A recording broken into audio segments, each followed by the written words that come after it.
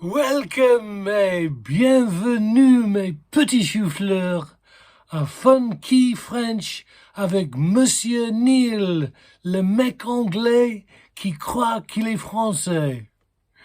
The English guy who thinks he is French. This tutorial is the first of a series regarding French verbs. Knowing French verbs can really improve and expand your French, and it's not as difficult as you may think. To begin with, pour commencer, c'est très important. It's very important to understand a few key words. Des mots-clés, key words to do with verbs. Now, of course, a verb is a doing word. A verb tense refers to a period of time when someone was doing what the verb describes. For example, I speak or I am speaking. This is known as the present tense. It means I am speaking now, in the present, the current period of time. The past tense is when we say, I have done something or I did something in the past period of time. For example, I have spoken, or I spoke, or I did speak. J'ai parlé. And to speak in the future tense translates as I will speak, or I shall speak. Je parlerai. These are the three basic French verb tenses we learned to begin with. They enable us to speak much better French and, of course, understand more. There are other verb tenses to follow, but for the beginner or near beginner, these are the verb tenses to concentrate on.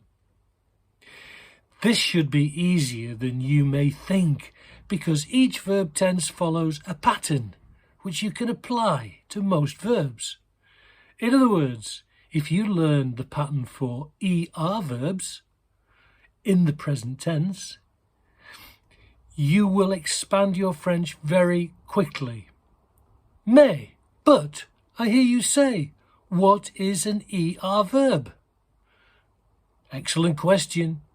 C'est une question excellente, ça. French verbs end in three similar ways, with an ER, an RE, and an IR. Mais pourquoi? But why? Because the ER, the RE, and the IR endings are the equivalent of the English word to. So, for example, in English, we have the verb to speak. In French, it is just one word, parler. P-A-R-L-E-R, the ER ending being the to bit. That's a little bit different to English language, but pretty easy to grasp with practice. In English, to take. In French, prendre, the RE ending meaning to. And for IR verbs, partir, the IR meaning the to bit, what means in English the verb to leave.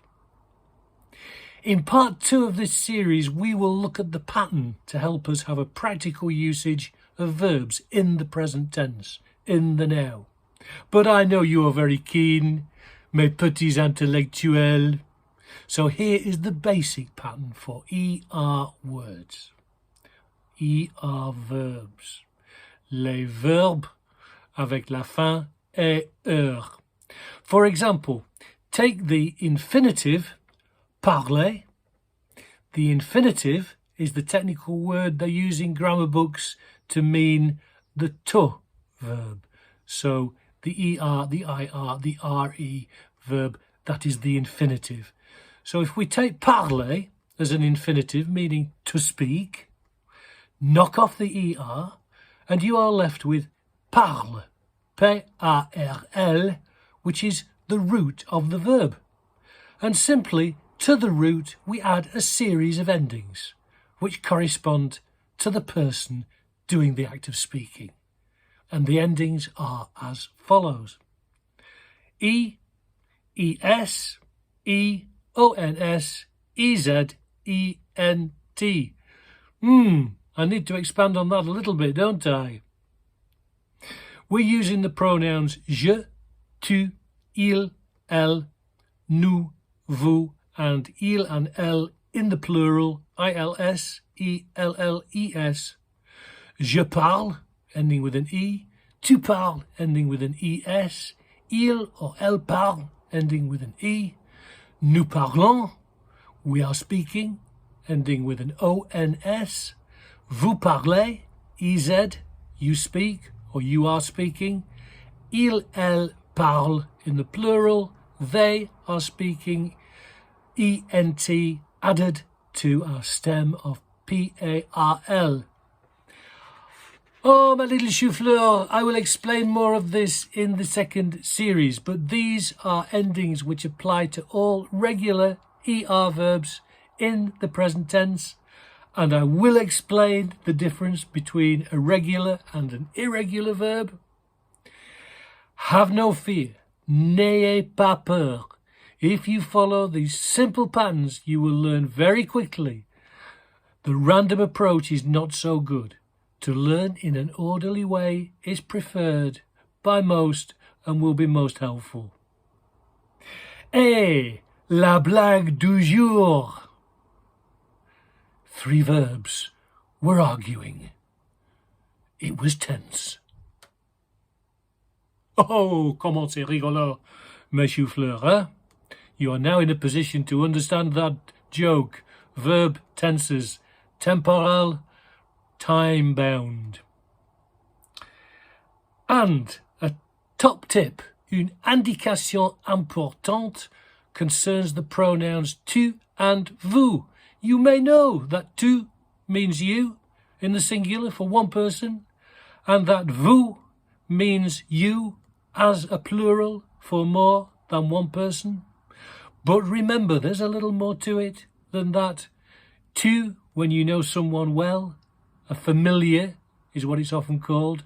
A vous, for a person, one singular person who you don't know so well, a more formal relationship, maybe pupil to teacher, maybe a younger person to an older person. Vous can be a singular and also a plural as well. Merci, mes petits intellectuels.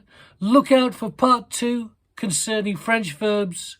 Fun, key, French with Monsieur Nile. À bientôt, mes amis.